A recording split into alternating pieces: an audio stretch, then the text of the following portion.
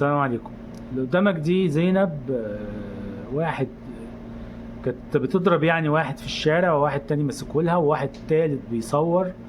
اكتشفنا ان زينب دي يقال ان هي بتضرب جوزها. شويه قالت اصل ده مش اخوها اللي ماسك الراجل، ده اللي ماسك ده واحد مش عارف سواق ميكروباص، واصل هو اتعدى عليها، واصل هو كان عايز يخطف الواد، واصل زينب دي عندها عيل يعني مريض، وهي بتطلع بيه على السوشيال بتاخد على حسه فلوس ومش عارف ايه مساعدات يعني. فهو بيقول لها نتقاسم ومش نتقاسم، وكان بيستدرجها او كان بيمشي وراها او يعني مهما كان او ايا كان اللي حصل، ليه ست تمد ايدها على راجل بالمنظر ده، ومن جرأتها تنزل كمان على السوشيال؟ ماشي، من فجرها تنزل على السوشيال. يعني ايه؟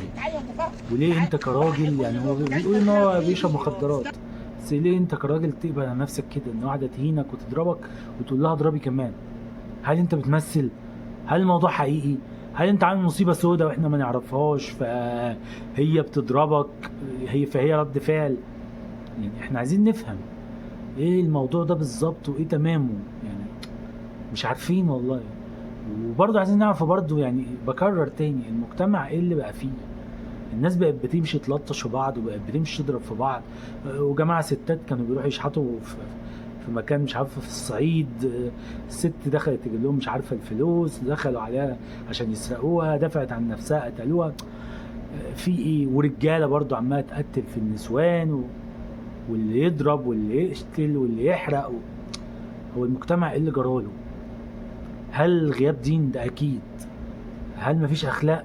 100%. هل احنا السوشيال لحس عقولنا؟ ده 1,000,000%. ماشي. يعني ايه اللي حاصل؟ تطلع برضو واحدة اسمها ام حنين، كانت بتعمل هي لايفات يعني روتين يوم وكلام من ده، وجوزها راجل ديوس يعني، تطلع تصور فيديو حماتها بتشتمها وبتسبها، وشوية تلاقي خال جوزها داخل يكمل عليها ضرب وتلطيش، وهي طالعة لابسة مش عارفة ازاي يعني، وبتصور. شوية الناس تقول تمثيل، شوية الناس تقول لا ده حقيقي. هو يعني مهما كان ده مش مقبول يا جماعة. ده مش مقبول ان احنا ايدينا تطول على بعض بالمنظر اللي انتوا شايفينه ده، ان ده يضرب دي ودي تضرب دي، وتبقى الحقوق كلها يعني خلاص اتحصرت، يا نضرب بعض، يا نقتل بعض، يا نحرق بعض، يا نسجن بعض. ماشي.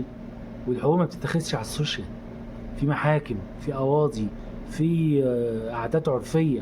يعني قبل النت ده ما كان في بيوت رجاله بتفتح بيوتها وتقول يا جماعه نقعد ونصلح، تعالوا يا جماعه نشوف حل المواضيع دي ونخلصها، حتى لو بطلاق، حتى لو بقى بمجلس عرفي، حتى لو بفلوس، حتى لو اي حاجه. المهم الموضوع كان بيتلم من جوه. النهارده بقى كل حاجه على السوشيال، بقى كل حاجه نفتح كاميرا، بقى كل حاجه على النت. نلاقي برضه بنت، شاب قاعد على جنب مع واحده، فجاه طلعت الكاميرا بتصوره، بتقول له يا متحرش، انت بتتحرش بيها لفظيا، وطلع بعد كده تصيح وتعيط طب هل الولد او الشاب عدى من جنبك كده وهو مجنون في الميكروباص وشتمك؟ اكيد في رد فعل، اكيد في سبب. انت بتقولي شتمني، يعني الولد لفظيا مش جسديا، بس هل هو كان معدي كده ماشي في الشارع لقاكي في وشه قال لك يا بنت كذا ويا بنت كذا؟ ولا في سبب؟ في مثلا استفزاز، في اهانه، في حاجه حصلت، فده كان رد فعله، فرحت انت مطلعه الكاميرا؟ يا جماعه اقفلوا الكاميرا شويه، او خلوها لحاجه مفيده. ماشي، خلوها لحاجات تتعمل كويسه، حاجات تفيد الناس، حاجات تنفع الناس.